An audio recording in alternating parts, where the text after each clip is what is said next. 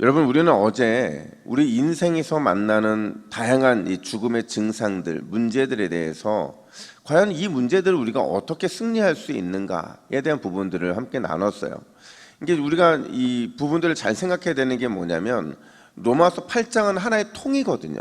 어느 한 구절이 중요한 게 아니라 전체 흐름의 맥락이 굉장히 중요한데, 제가 어떻게 승리할 수 있는지를 두 가지로 말씀을 드렸죠. 첫 번째가 뭐예요?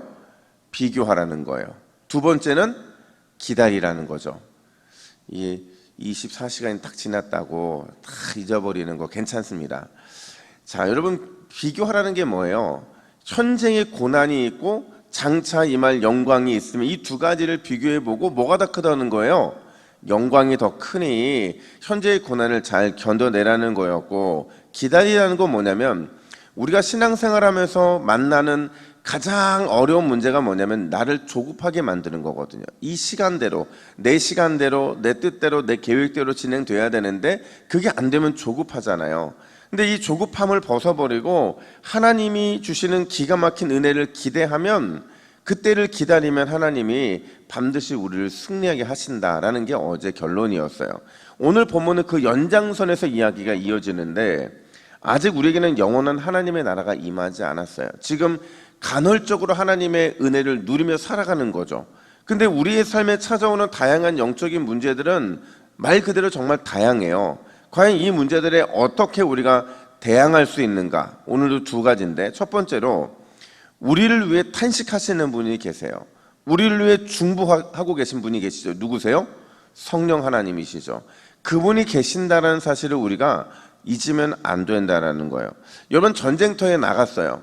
전쟁터에 나갔는데 우리를 가장 힘들게 하는 것은요, 내 손에 총칼이 없다고 해서 힘든 것도 아니고, 나에게 어떤 적당한 이런 대단히 좋은 전략이 없어서 힘든 것도 아니에요. 적과 싸워야 하는데, 치열한 영적인 전쟁을 해야 하는데, 마치 그 전쟁터에 나 혼자 있는 것처럼 느껴질 때, 나 혼자 적진에 뛰어 들어가야 한다고 느껴질 때, 그때 군인들은 가장 외롭고 가장 힘든 시간들을 경험하게 되는 거죠. 만약에 반대로 내가 전쟁터에 나가야 되는데 단 한 사람이라도, 그 누군가가 나와 함께 싸울 동역자가 있으면, 내가 기댈 만한 한 사람이 있으면 그렇게 쉽게 지쳐지지 않습니다. 외롭지 않는다는 거예요. 바울은 이 전쟁터에 나가는 우리, 수많은 인생의 문제 앞에 서 있는 우리를 향해서 오늘 그 말을 하고 있더라는 거예요. 우리 26절 말씀을 같이 한번 읽어볼까요? 우리 잘 하시는 말씀인데 함께 읽습니다. 시작. 이와 같이 성령도 우리의 연약함을 도우시나니 우리는 마땅히 기도할 바를 알지 못하나 오직 성령이 말할 수 없는 탄식으로 우리를 위하여 친히 간구하시느니라. 아멘. 너무나도 분명하고 확신 있게 말하죠. 두려워하지 말라, 걱정하지 말라, 염려하지 말라. 우리를 가장 잘 아시는, 우리의 연약함까지도 알고 계시는 성령 하나님이 계시니 두려워할 필요도 걱정할 필요도 염려할 필요도 없다라는 거예요.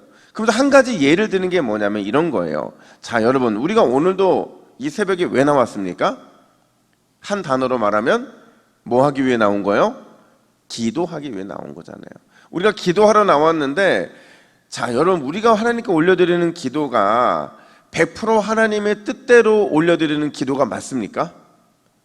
그래야 되는데 그 기도 속에는 내 욕심도 들어있고요, 내 어리석은 판단도 들어있죠. 근데 놀라운 건 뭐냐면, 그럼에도 불구하고 하나님이 우리의 기도에 응답해 주시더라는 거예요.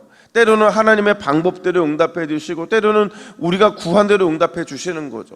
완벽하지 않은데, 100% 완벽하고 순수하지 않은데 그 기도에 응답해 주시는 이유가 뭐냐? 그게 바로 오늘 바울이 내세우고 있는 예라는 거예요. 여러분, 우리의 기도가 완벽하지 않음에도 그럼에도 응답해 주시는 이유가 뭐예요?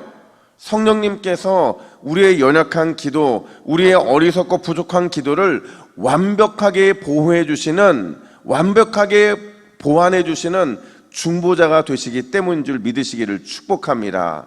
그러니까 우리는 부르짖기만 하면 되는 거예요. 하나님의 뜻을 구하고 부르짖으면 그분께서 우리의 연약한 것, 모자란 것은 보충해 주시기 때문에, 그런 중보자이기 때문에 우리는 기도할 기도의 은혜가 우리 삶에 임하게 되는 거죠.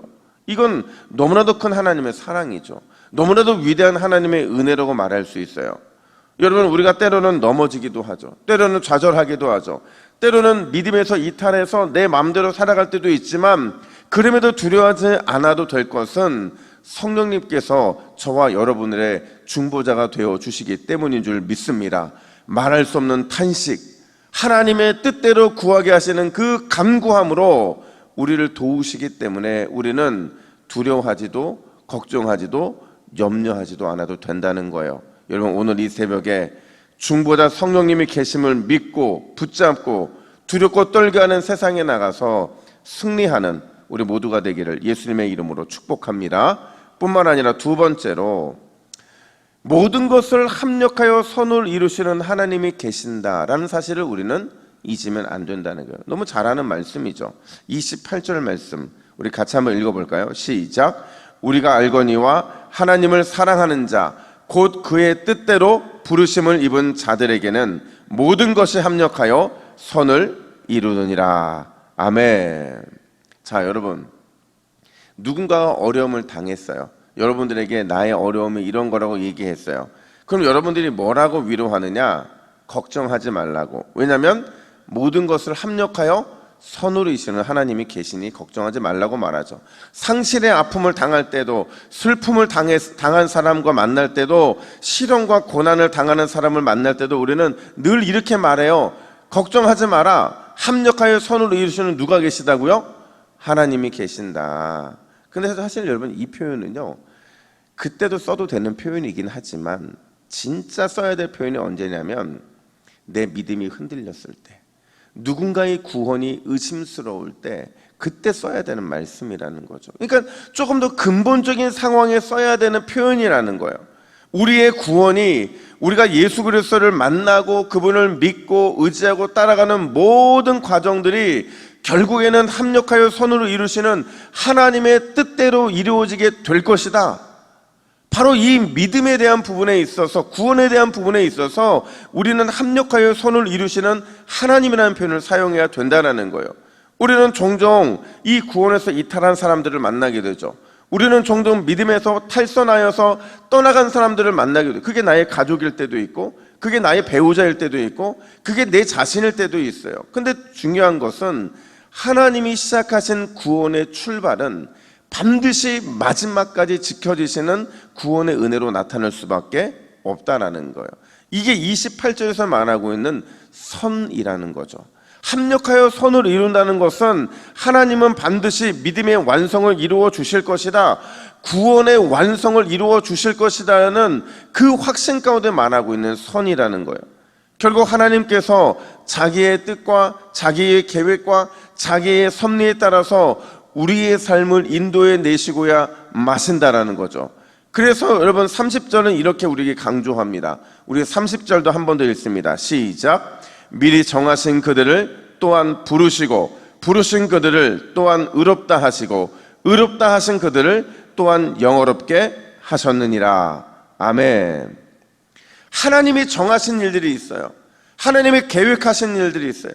그게 사람을 향한 부르심이라면 그 부르심은 의롭다 하시는 칭의, 의롭게 만드시는 성화, 그리고 결국에는 영원롭게 하시는 이 영화, 이 모든 것이 하나님의 뜻 안에 있음을 잊지 말라는 거예요. 의심하지 말라는 겁니다. 염려하지 말라는 거예요. 한 번은 저희 아들하고 이렇게 차를 타고 가다가, 그때가 아마 시험 끝나고 한 2, 3주 지나고 났을 때였어요. 저희 아들이 저한테 묻는 거예요. 아니, 아빠는 궁금하지도 않아? 내가 이번에 몇 점 맞았는지 몇 등 했는지 안 궁금해? 왜냐면 제가 지금까지 저희 아들한테 성적표 한번 달라고 한 적이 없거든요. 그러니까 이 아들은 궁금했던 거예요. 그래서 제가 뭐라고 말했냐면, 궁금하지. 근데 아빠가 먼저 살아보니까 시험 한번 망쳤다고 해서, 시험 한번 잘 봤다고 해서, 등수 좀 떨어졌다고 해서, 등수가 좀 올랐다고 해서 인생 안 망하더라. 그냥 다 하나님께 맡기면 합력하여 선을 이루시는 하나님께서 믿음 안에서 너의 갈 길을 반드시 인도할 것은 아빠는 믿는 거야. 그러니까 딴짓하지 말고 열심히 공부해. 제가 딱 한 번 그 얘기 했거든요. 여러분, 마찬가지예요. 하나님께서 저와 여러분들을 가장 잘 아시는 줄로 믿습니다. 그분이요, 우리의 사정을 제일 잘 아세요. 왜냐하면 우리를 창조하신 분이 누구세요? 하나님이시기 때문에 그렇죠. 그러니 뭐가 걱정이냐는 거예요. 걱정이 아니라 기도하면, 믿고 구하면 하나님께서 구원 안에 있는 모든 일들은 반드시 알아서 가장 좋은 것들로 우리의 삶에 부어주실 줄 믿으시기를 축복합니다. 이게 오늘 바울의 마지막 권면인 거예요. 여러분, 하나님만 의지하면, 그분께 믿고 구하고 기도하면 그게 어떤 길이든지 우리의 구원은 실수 없이 완주되게 될 줄 믿으시기를 축복합니다. 이 믿음으로 오늘도 간절히 찾고 구하는 우리 모두가 되기를 예수님의 이름으로 축복합니다. 우리 함께 화면을 보시고 같이 기도의 제목을 읽습니다. 시작. 주여, 말할 수 없는 탄식으로 날 위해 기도하시는 중보자가 계심에 감사하게 하옵소서. 합력하여 선을 이루시는 하나님을 의지하여 오늘도 구원의 완주를 향해 나아가게 하옵소서. 아멘. 함께 기도하겠습니다. 하나님 아버지, 오늘을 살아갈 때에 우리가 외롭지 않은 것은, 우리가 슬프지 않은 것은 말할 수 없는 탄식으로 우리를 위해 기도하시는 중보자 성령님이 계시기 때문인 줄로 믿습니다.